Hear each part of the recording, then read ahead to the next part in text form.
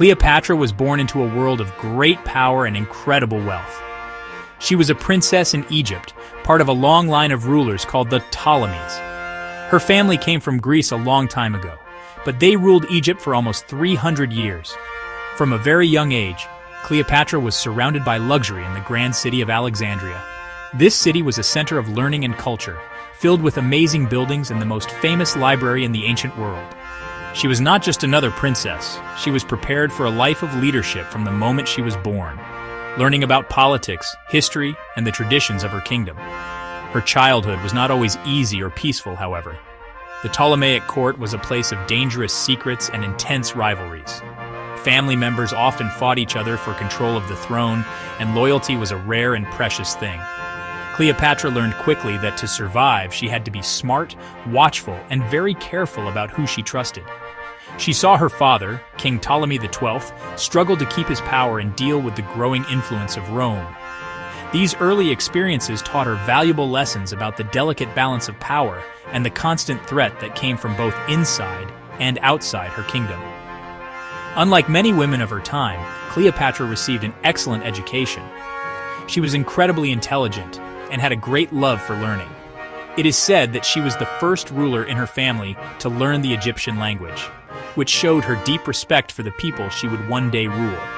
She also spoke many other languages, including Greek, Latin, and Aramaic. This skill allowed her to speak directly with foreign leaders and diplomats without needing a translator. Her education was not just about languages. She also studied mathematics, philosophy, and astronomy, making her one of the most educated rulers of her era. This extensive education shaped her into a formidable and clever leader. She understood that knowledge was a form of power. Her ability to think critically and strategically would become one of her greatest assets. While others in her family focused only on gaining power through force, Cleopatra learned to use her mind as her most powerful weapon. This combination of royal heritage, a challenging upbringing in a competitive court, and a world-class education created the foundation for the legendary queen she was destined to become, preparing her for the immense challenges that lay ahead for her and for Egypt. Cleopatra's journey to becoming the sole ruler of Egypt was filled with conflict and determination. When her father died, he left the throne to be shared between Cleopatra, who was then 18 years old, and her younger brother Ptolemy XIII, who was only 10. According to tradition, they were married to rule together. However, the advisors and powerful men at court did not want a strong young woman in charge. They quickly moved to push Cleopatra aside, using her young brother as a puppet ruler. They forced her out of Alexandria, and she had to flee for her own safety. But she was not defeated. Forced into exile, Cleopatra showed her incredible bravery and resourcefulness. Instead of accepting her fate, she immediately began to gather an army. She was determined to fight for her rightful place as queen and protect her kingdom from those who sought to control it for their own selfish reasons. She knew that her brother's advisors were weak and that their actions were making Egypt vulnerable. This period of exile was a true test of her strength. She proved that she was not just a princess who enjoyed luxury, but a warrior and a leader who would do whatever it took to reclaim her throne and lead her people. It was during this time that the famous Roman general, Julius Caesar, arrived in Egypt. He came to Alexandria following his rival Pompey, but soon found himself in the middle of the Egyptian civil war. Cleopatra saw this as a golden opportunity. She knew she could not defeat her brother's army on her own, so she needed a powerful ally. In a now famous story, she had herself secretly smuggled into the palace, rolled up inside a carpet or a linen sack. This bold move allowed her to meet Caesar in person, bypassing her brother's guards and presenting herself directly to the most powerful man in Rome. Caesar was immediately impressed by Cleopatra's courage, intelligence, and charm. He saw in her a capable and strong leader, someone who could bring stability back to Egypt. He decided to support her claim to the throne. With the power of Rome's legions behind her, Caesar helped Cleopatra defeat her brother's forces. After a short but intense war in Alexandria, Ptolemy XIII was defeated and drowned in the Nile River.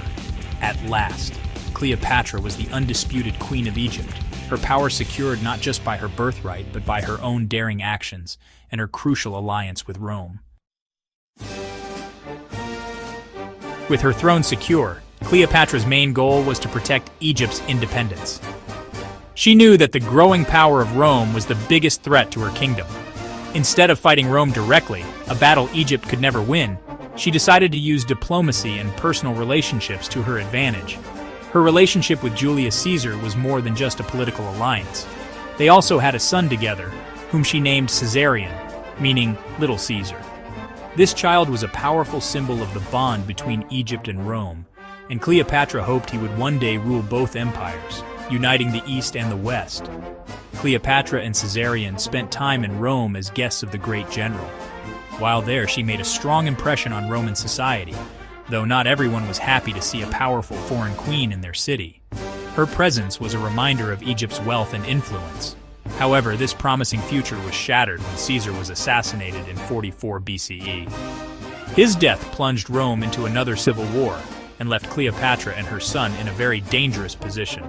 Without her powerful protector, Cleopatra had to return to Egypt quickly and figure out a new way to keep her kingdom safe from the chaos engulfing the Roman world.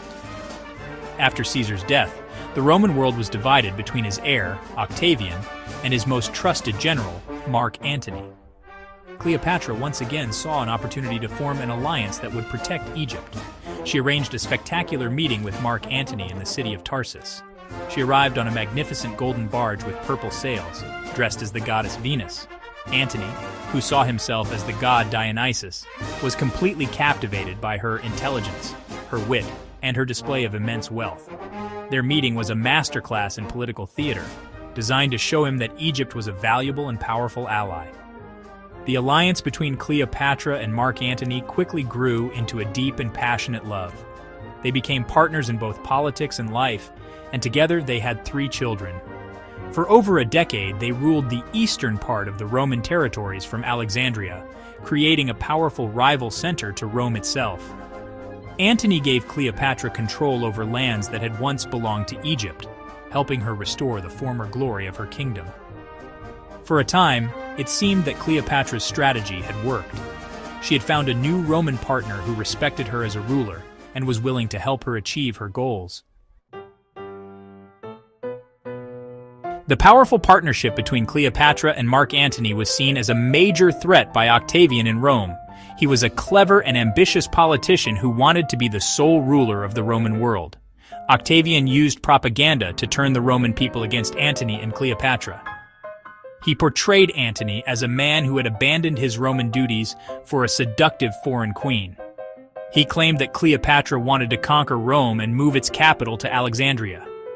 This campaign was very effective, creating fear and anger towards the couple, and setting the stage for a final, decisive conflict. The inevitable war came to a head at the naval battle of Actium in 31 BCE. This was the moment that would decide the future of the entire Roman world. Unfortunately for Cleopatra and Antony, the battle was a disaster. Their large fleet was outmaneuvered and defeated by Octavian's more agile ships, led by his brilliant general, Agrippa. Facing certain defeat, Cleopatra and Antony fled the battle and returned to Egypt, their armies and their dreams shattered. They knew that Octavian would soon follow them to Alexandria to finish his conquest and claim Egypt as his own. As Octavian's forces closed in on Alexandria, Antony received a false report that Cleopatra had already taken her own life. Devastated by the news, he fell on his sword. He was brought to Cleopatra's mausoleum, where she had barricaded herself, and he died in her arms. Left alone and with no hope of victory, Cleopatra knew her time was over. She tried to negotiate with Octavian, but he wanted only one thing: to parade her through the streets of Rome in chains as a symbol of his victory. Cleopatra was a proud queen and refused to suffer such a humiliation. To avoid this fate, Cleopatra chose to end her own life. According to the famous legend, she had a poisonous snake, an asp, smuggled to her in a basket of figs. Her death in 30 BCE marked the end of the Ptolemaic dynasty, which had ruled Egypt for 3 centuries. It also marked the end of Egypt as an independent kingdom. It became a province of the Roman Empire. Though her life ended in tragedy, Cleopatra's legacy endures.